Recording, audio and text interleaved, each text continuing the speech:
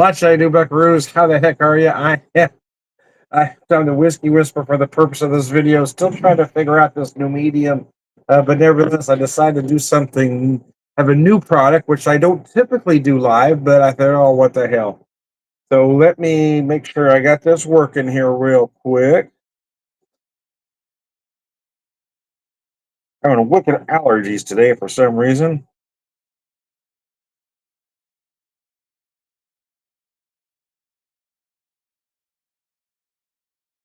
Change that setting.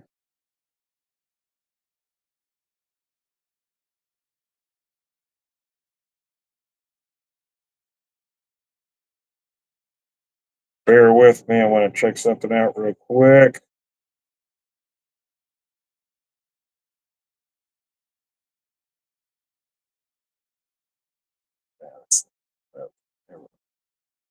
We're good right there. Make sure we got it. Okay.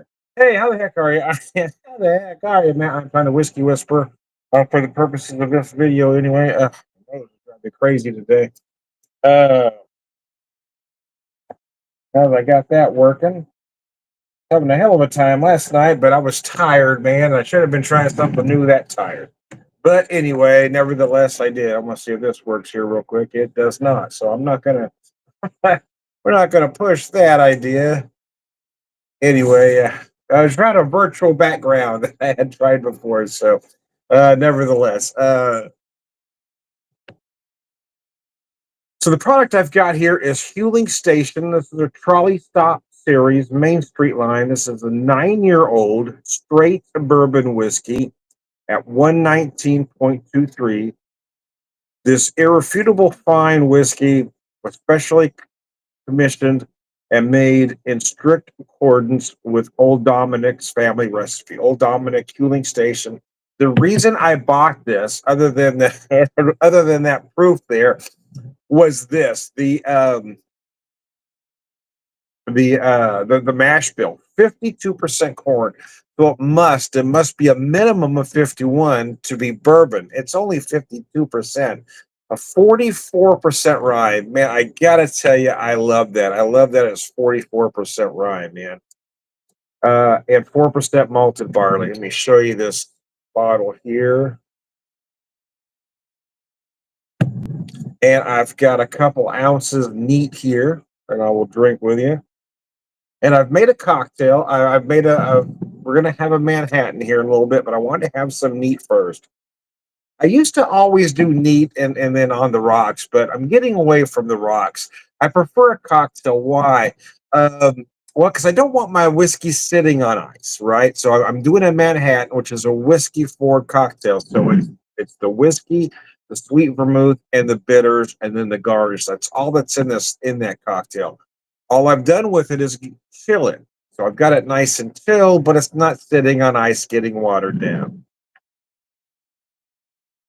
And everybody's got their different thoughts on what bourbon should be or should not be cocktailed.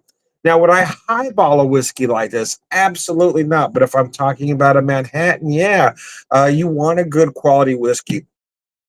Does a rye have to be used for a Manhattan? In my opinion, no. And I'll tell you why. Is if you try to look up the earliest recipes for a Manhattan, many of them will use bourbon. But my caveat is that if I'm using a bourbon, it must be a traditional bourbon that uses rye as a secondary, and when possible, well, a high rye bourbon such as this at a whopping 44% rye. That nose is crazy, man.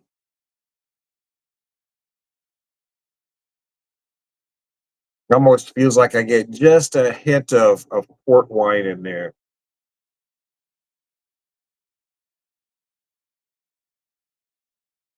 The usual suspects, right?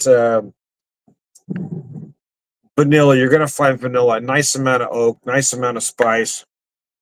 I'll take a drink before I define the spice notes, but I'm getting a lot of dark fruit on the nose. That's why I mentioned port wine. Feel like I'm getting some dark cherry, some overripe plum.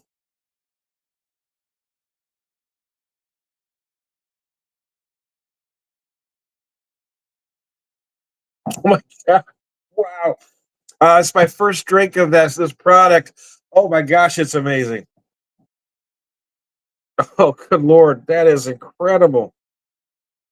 Rather spicy. Yes, at 44% rye, it's going to be very chewy. You're going to get some of that rice spice in the middle, but there's a lot of that barrel in the finish.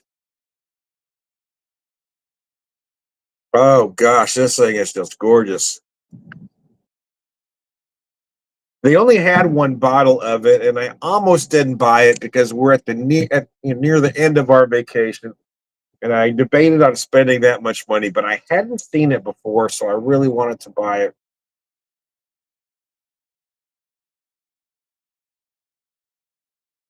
I'm going to put the flavors and aromas aside for a second and talk about how just delectable this whiskey feels. It just has that beautiful, velvety, smooth texture, the mouthfeel, the viscosity. Oh, it's just amazing. And as you can see, it's rather easy to drink even at that proof.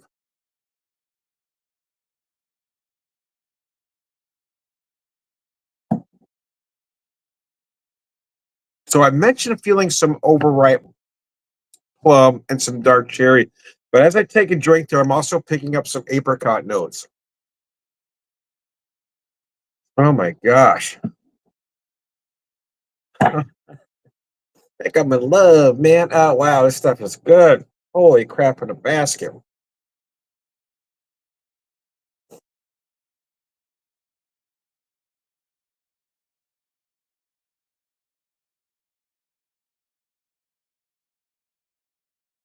Gosh, it's amazing how easy to drink that is. So finish or picking up some spice notes. Typically, you might find some ginger. I usually pick up some allspice, but or some. I'm sorry. You typically pick up some cinnamon. Usually pick up some allspice. But you're picking up some ginger notes.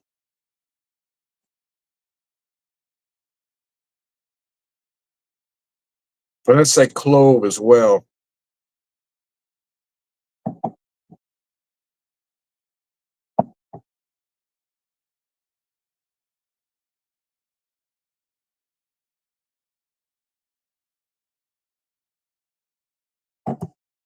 Wow. Wow, man, it's just delectable. Yeah, it's just gorgeous. This stuff is just amazing.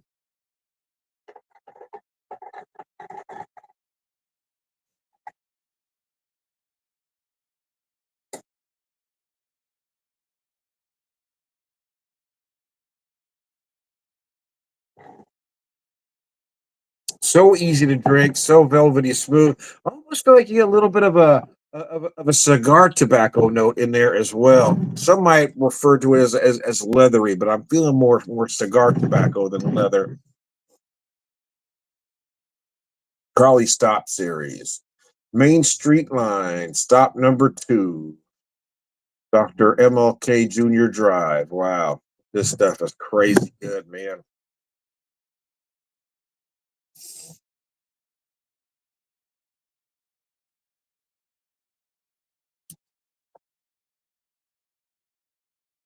Gosh, I'm just blown away how easy this is to drink at 119.23. That's rather specific proof, right? Very specific, man. Got that 2.3. It's that 0.23 that's gonna do you in, man. Wow.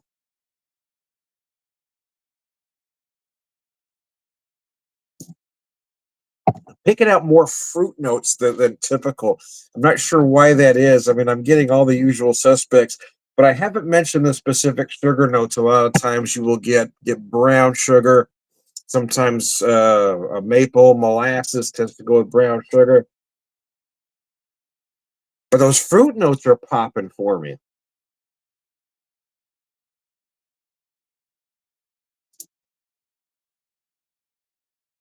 And having said that, yeah, I'm going to add. I feel like you get some dried orange peel in there as well.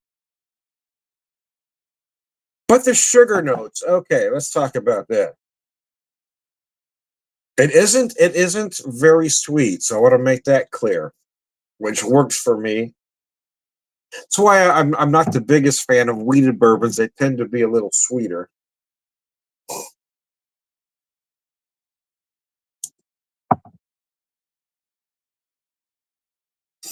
I'm gonna say some very dark brown sugar because you do feel some molasses in there, but you it's not gonna be unusual if you pick up a little maple as well. But it's not in the forefront as it is in many bourbons. You really feel it for me anyway. I'm really getting those fruit notes right out front. And those that nice chewy rice spice, which is the one reason I wanted to try it in a Manhattan at that 44% rye, right?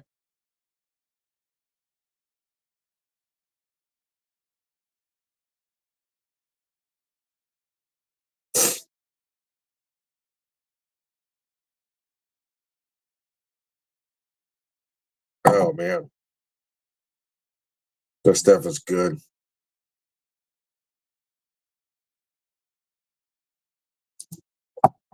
All right, I want you to bear with me. I'll be right back. Fridge is right there. I'll be right back with my cocktail.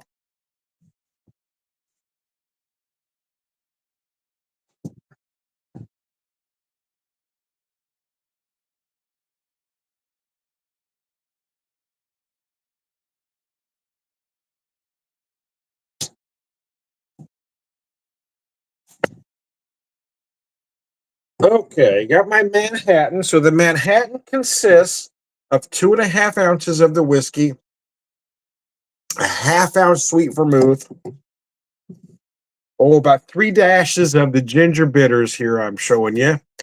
And because I've used ginger bitters, of course I have a dark cherry at the bottom for a garnish. But because I'm using the ginger bitters, I also dropped a piece of candied ginger in there. Let me show that to you.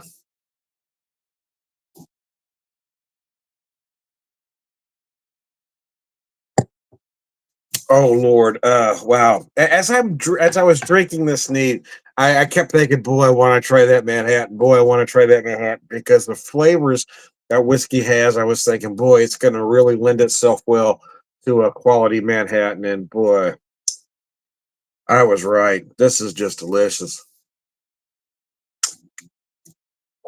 This might be my absolute favorite Manhattan of all time. This is just incredible.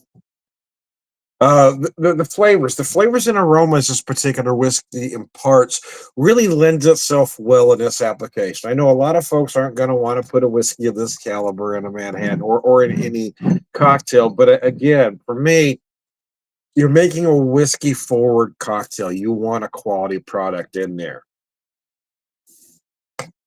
And having said that, I mean, you're not in this case, you plan on not having three cocktails, plan on just having one. You're just relaxing, you're having the one cocktail, you're using a fine whiskey because you want those particular flavors and aromas.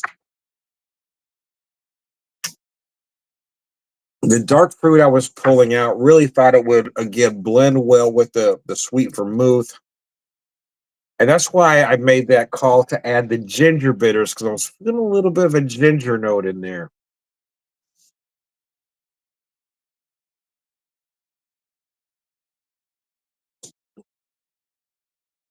Man, using my hollow stem coupe that my wife had found for me. Really like this glass. I like the way it looks, I like the way it holds a cocktail.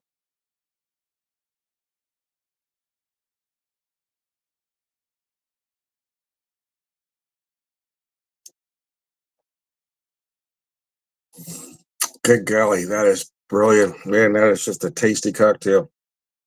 Yeah, I mean, look, use whatever whiskey you like. I mean, there's nothing, there are more inexpensive whiskeys that will lend itself well to a Manhattan. I'm just a firm believer in using what you like, right? The adage is don't put wine if you're going to use wine in your food, only use what you would drink, right?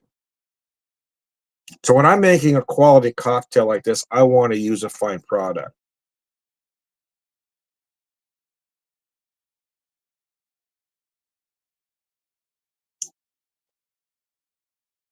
And again, it's one of those things where this is the first, it's the first and or only cocktail of the day, right? You're gonna have this one, and you're not gonna have a second one. You're gonna put that bottle away. If you have another one in, you're gonna work yourself down the food chain. But again, it was the flavors and aromas of this whiskey. I thought it would really be perfect for a Manhattan. So I put the dark cherry in there, but I also added that piece of candied ginger. So that's slowly, very slowly imparting additional spice to the cocktail and just a hint of sweetness as well.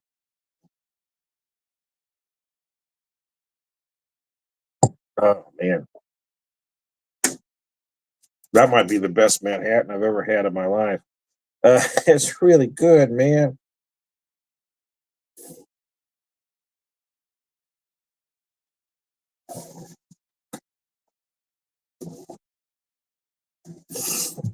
Oh, the background you see behind me are pictures that I took when we were on vacation. That's from the Dublin Village Tavern in Dublin, Ohio. That place had 140 Irish whiskeys. 140. I allowed myself to have one. I had one cocktail. They had a very interesting cocktail called St. James Gate. It was basically a Manhattan, but it used a candied bacon. Oh, it's basically an old fashioned, I guess. We used candied bacon, but that was interesting.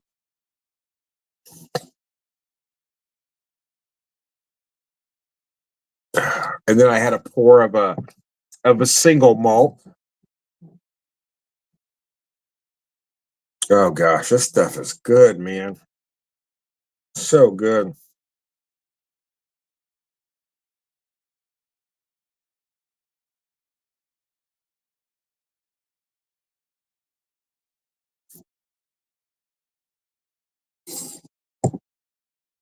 I feel like the older I get, the more I enjoy a Manhattan. It's just a nice cocktail. And again, we're talking about the whiskey.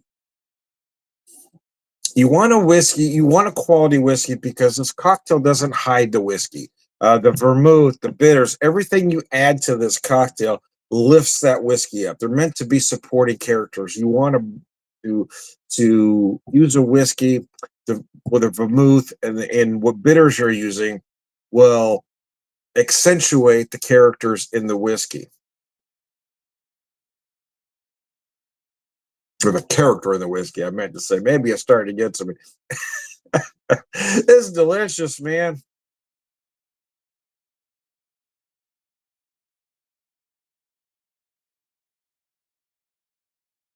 Mm.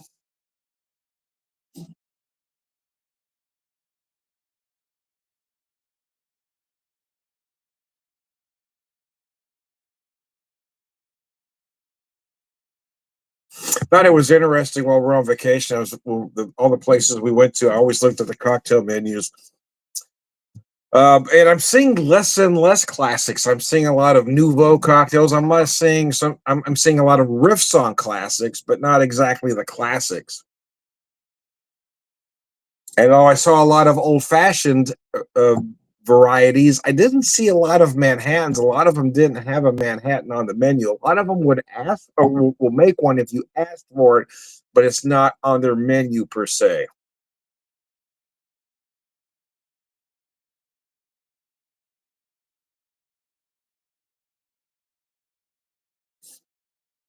Which seemed odd to me in some of the places, some of the distilleries and cocktail bars. I figured that'd be the one cocktail you should always have is the Manhattan. But it seems like the old fashioned is the popular cocktail these days. But for me,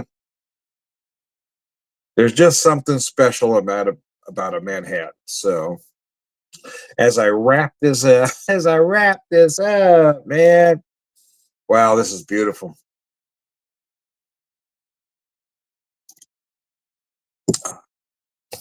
Anyways, I digress. I am Tom the Whiskey Whisperer, Whiskey Evangelist, prolific whiskey drinker, purveyor of wisdom, and